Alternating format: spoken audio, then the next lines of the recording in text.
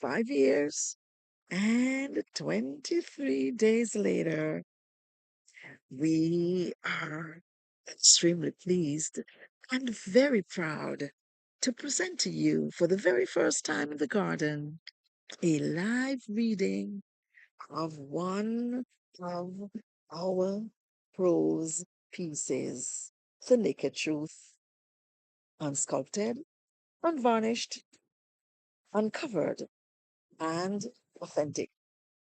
The Naked Truth, Part 1. Someone wondered, asked, inquired whether it was possible that in two very distinct places at two very different times with two very unlike entities, the truth would exist, be real, or even a fact. Yet, it indeed was so, and Celine stood in the center of both. Never, in her wildest dreams, in the faintest segment of her imagination, the most remote parts of her subconsciousness, did she envisage that naked truth. She savored both aspects with slow, tantalizing bits, delish sips, ensuring that they never left her and that the experiences remained firmly etched in the deepest recesses of her being. First, the gentle tugging of armor strings strummed playfully and sweetly on a heart like a Spanish guitar. On a quiet Caribbean night by the seaside, where the sultry waves lapped quietly on the shore, hugging them with soothing caresses, there was Jacques, the kindest of them all, the warmest, kindest one could ever imagine. His deep mahogany hue, his dancing, smiling eyes, juxtaposed with an intensely piercing yet mellow gaze, melted her like butter and made her knees wobbly. She was at the mercy of this novelty, and although both entities said absolutely nothing, the chemistry was evident. The hidden fires burned with a vivacity unmatched, but Jacques remained completely respectful, a perfect gentleman. Celine was hopeless at hiding her cherry blushes, but retained her composure expertly. Both entities work alongside each other in an unspoken unison. Then there was the distinct yet careful fluttering of wings, twittering enticingly in the nearby trees of passion, while the air was showered with waterfalls of impending ecstasy, hitherto untapped. In the shadows stood Jules, seemingly uncertain of his moves, but the air was thick with desire. He penetrated her soul with a coy fierceness. His lips, full and definitely inviting, distracted, and captured Celine simultaneously as he approached her for an excruciatingly long time. The two ignored the inevitable, but eventually she was helpless to resisting the intoxicating and irresistible aura of that novelty. The chemistry was too evident. It was too evident to fake, and eventually the two had to come clean. Celine moved slowly and daintily to the intoxicating allure of fiery passion as both entities merged their beings with a deafening silence. Bliss. Part one of The Naked Truth from the Garden. Stay tuned for part two. Are you ready for part two of The Naked Truth? Uncovered, unvarnished, unsculpted, and authentic. And bliss it was in the most magnetic and captivating manner possible. A phenomenon never imagined, and certainly an experience as raw, sweet, and alluring as it was new. Jules was that perfect teacher and chef. He sampled with tender and delicate bites every inch of Celine's accommodating and ready being, intertwined with a fierceness and strength that left her giddy with fulfillment. At the same time, his professional and thorough approach in tutoring her were excellent to the point of her receiving full marks. Once she was able to demonstrate and meet the objectives for every lesson, Celine treasured every single experience, savored and relished the memories every day and every night. In the quiet, serene, solo, reflective moments, she wondered how she had come to this place. How was it even possible that this hitherto untouched, delicate petal, tightly bound among her other unblossomed cohorts, had come to this place of unfolding, blossoming, and dripping with heavenly dewdrops from the expert touch of a skilled gardener?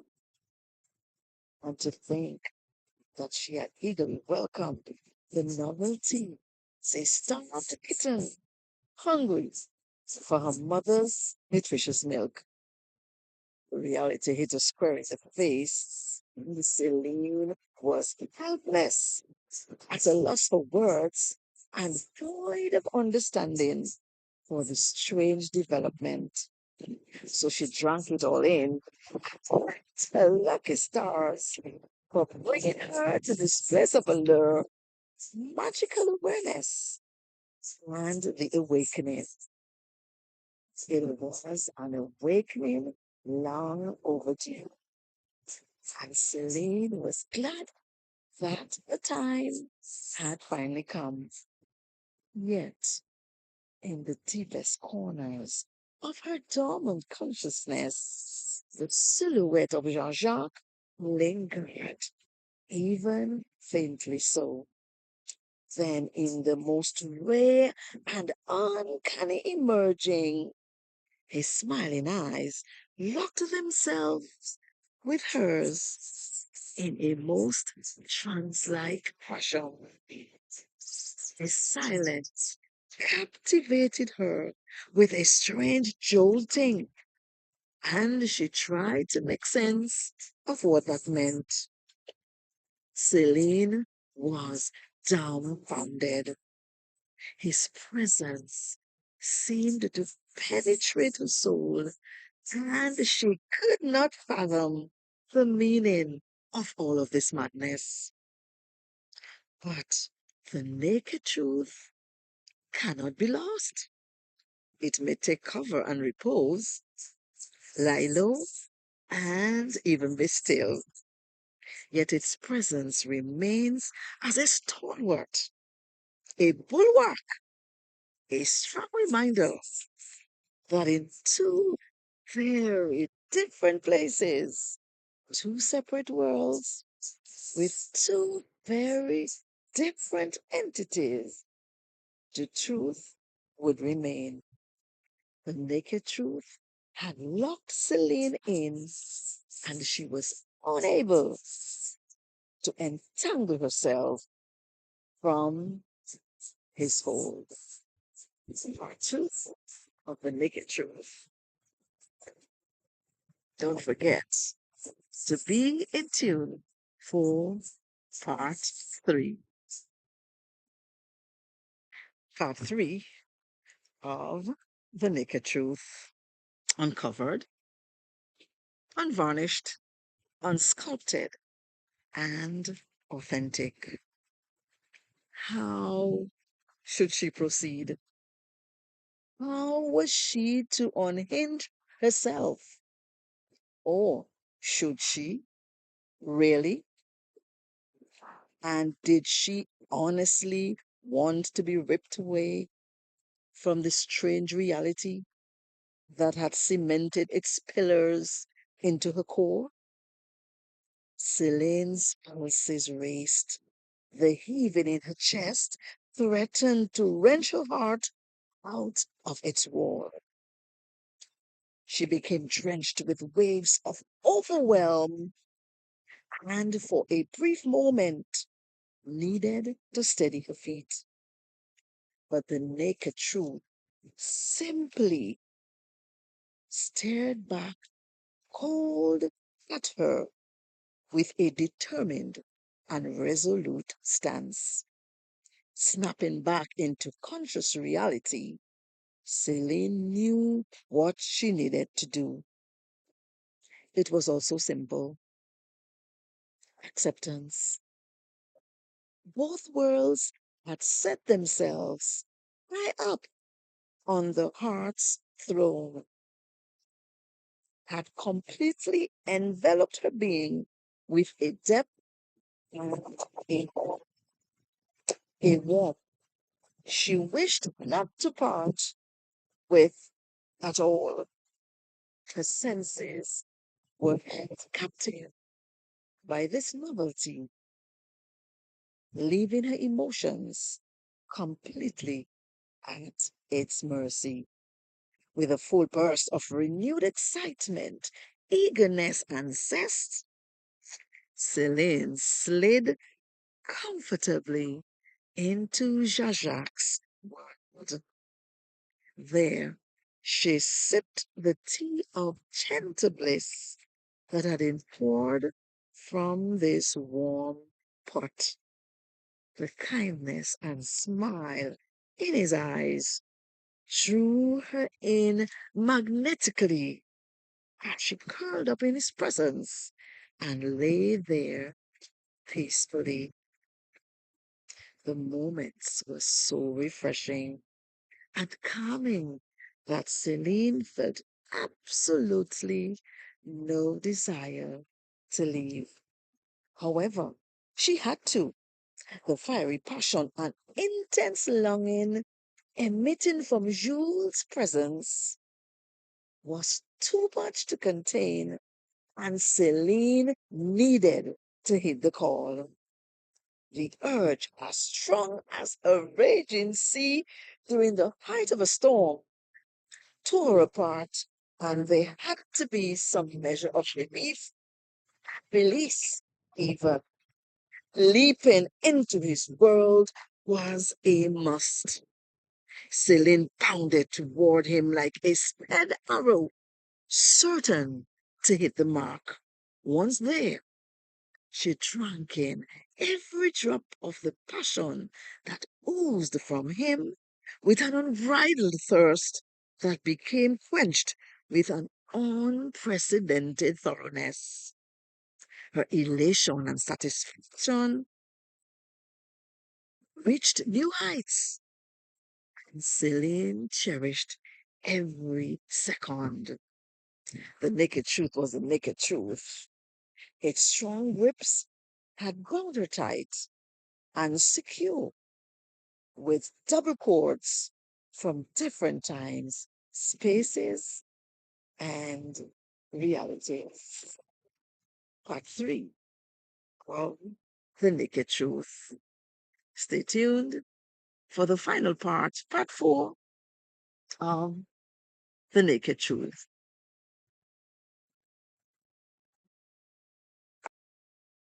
The naked truth, part 4. In the garden, the naked truth, uncovered, unvarnished, unsculpted, and authentic. The thing with the naked truth is that it leaves you exposed even when you're hidden yourself and others. It strips you bare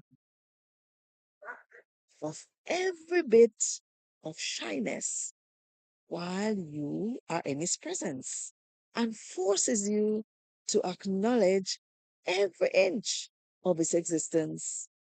So Celine embraced her reality and basked in its openness. Jean-Jacques' world would never meet that of Jules, but they were vital to Celine's continuity. They were the air she needed to breathe adequately and thrive within her Eros realm and complete her circle of comfort and romance. They were the two sides of the coin she carried around in her purse of heart treasures. She had to have both. It was not going to be any other way. Jules held the flaming torch that once lit, always ignited, and maintained its intense burns and shine, light and star that propelled Celine into an outer orbit of utter bliss, ecstasy, and satisfaction. He never failed once to dim his light, dull his shine, or erode his sharpness. More so, his effect on Celine always took her to the next level of efficiency and effectiveness. Her craft was perfected with every one of his touches, and with him he knew no deficiency, no substandard, no lack. Added to that, her bold and energetic side was always alive. Jean-Jacques, on the other hand, embodied the essential oils that totally soothed and eased the muscles of disquiet, perfumed her senses of calm and tranquility, setting her gently down in a place of repose. His entire aura and demeanor was the perfect aphrodisiac for a wrenched and stripped soul that must be fitted snugly back into its space. Celine had to have him. She needed him. His adeptness and thoroughness in the most genteel manner was exactly what she needed to take her to that sanctuary of Quiet Place. Celine's being was intrinsically linked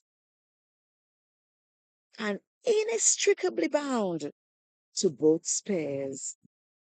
There was no living without either of them. To pretend that neither of them were vital would simply be a barefaced lie and a denial of what makes one whole and real. The naked truth had done what it did, shown its face, and stamped its seal.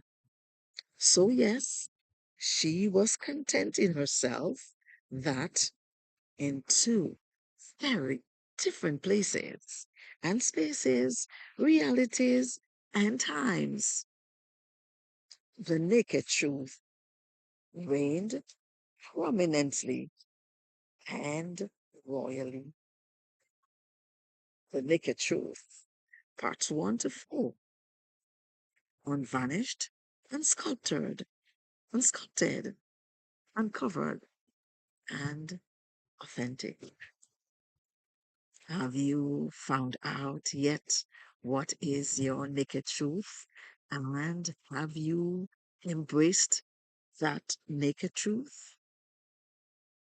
Search yourself. You've got to do an introspection on your naked truth.